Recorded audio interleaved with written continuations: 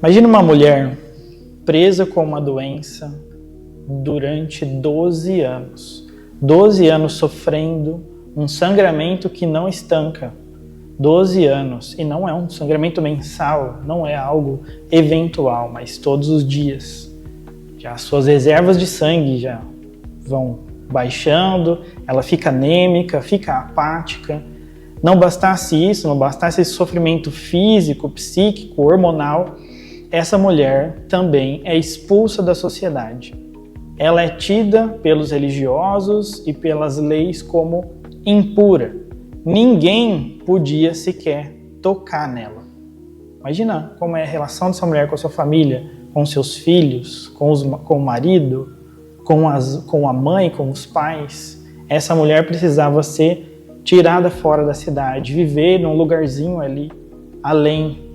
Mas Jesus não. Jesus deixa ela tocar nele. Meu nome é Jonas, eu sou professor, mestre de teologia e estudo como as religiões e a sociedade se conectam e como às vezes essas coisas religiosas e de construções sociais acabam afastando as pessoas umas das outras ao invés de reconectá-las umas com as outras e com Deus. Bom, nos evangelhos a pureza não é só religiosa, mas é social, política e patriarcal. O texto que a gente está vendo é Marcos, no capítulo 1, está ali entre 40 e 45, e mostra, por exemplo, Jesus tocando um leproso. Jesus está no meio de uma reunião religiosa, tem um homem leproso e Jesus vai lá e toca nele. Jesus limpa esse homem. Em outro lugar, um homem com a mão ressequida, com uma mão defeituosa, escondido para ouvir Jesus falar numa reunião no templo. Ele ali, marginalizado, às margens, Jesus traz ele para o centro, realiza a cura daquele homem. Jesus não faz apenas um milagre, mas ele faz uma revolução. Essa mulher que nós falamos no início, o caso dela também não era só um milagre, mas se tratava de purificar quem o tocou. A mulher do fluxo de sangue, ao invés de tocar Jesus e deixar ele impuro, Jesus faz o contrário. Lembra que a gente fala que Jesus inverte muitas situações, Jesus inverte muitos conceitos pré-definidos? Jesus inverte a situação e purifica aquela mulher que era tida como impura. A lógica da religiosidade daquele tempo, da religiosidade que ainda resta nos nossos dias em alguns resquícios, é uma lógica de império religioso, uma lógica de puro e impuro, que quem é puro não deve se contaminar. Na lógica de Jesus é o contrário, quem ama se arrisca pelo outro. Jesus desobedece o sistema religioso e ele tem a pureza, na verdade, como um ato profético, um ato de quem sai do seu lugar de conforto, do seu lugar de pureza, caminha em direção a quem é tido como impuro e purifica essa pessoa. Como? Se eu não sou Jesus, como eu vou tocar em alguém impuro? Como eu vou tocar em alguém excluído pela sociedade e vou purificar essa pessoa? Uma pessoa excluída da sociedade. Como eu faço que essa pessoa seja purificada nos termos de Jesus? Eu trago ela para o centro. A pessoa que é excluída dos seus círculos, ela é tida como impura, deve ficar isolada, seja por questões sociais, seja por questões de saúde. O que é que Jesus nos aponta como uma tarefa, como um cuidado? É justamente o toque, é justamente o relacionamento com essas outras pessoas. Conheci uma mulher,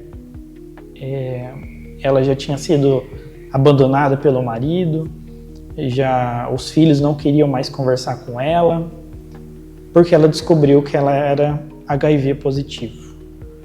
Ninguém, sequer da igreja, queria ter amizade com ela. Vai que essa mulher me passa esse tal desse vírus. Quer dizer, o que é que Jesus faria?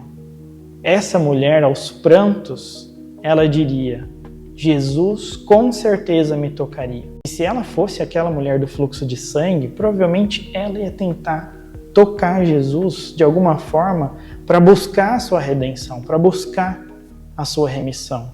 Porque é isso que Jesus faria.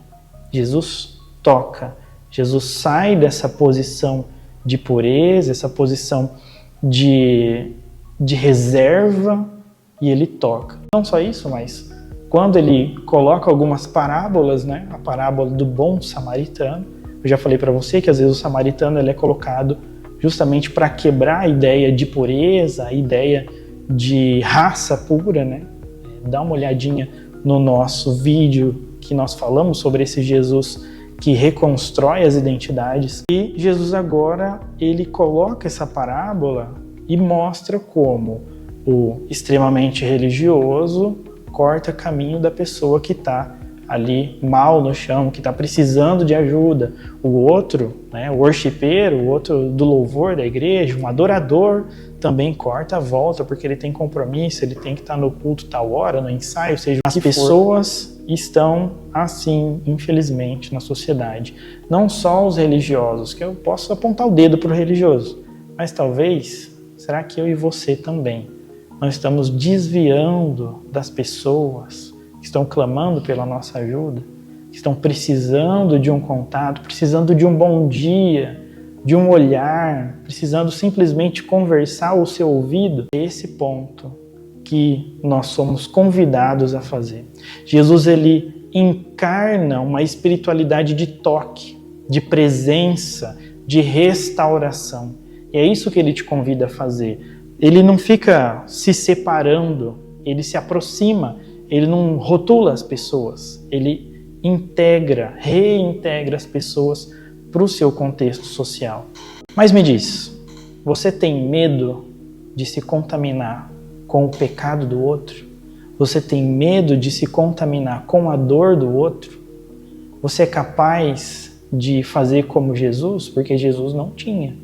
Jesus é esse cara que propõe a você esse relacionamento com as pessoas. É isso que eu queria te provocar nesse dia. Se você esquecer de tudo que eu falei, se você chegou até aqui, eu quero que você comenta aqui embaixo. Você é capaz de largar da sua zona de conforto, da sua rotina do dia a dia, dos seus afazeres e se conectar com as pessoas que estão do seu lado, com o seu vizinho, com o seu colega de trabalho? Você é capaz de se tornar sensível como Jesus foi?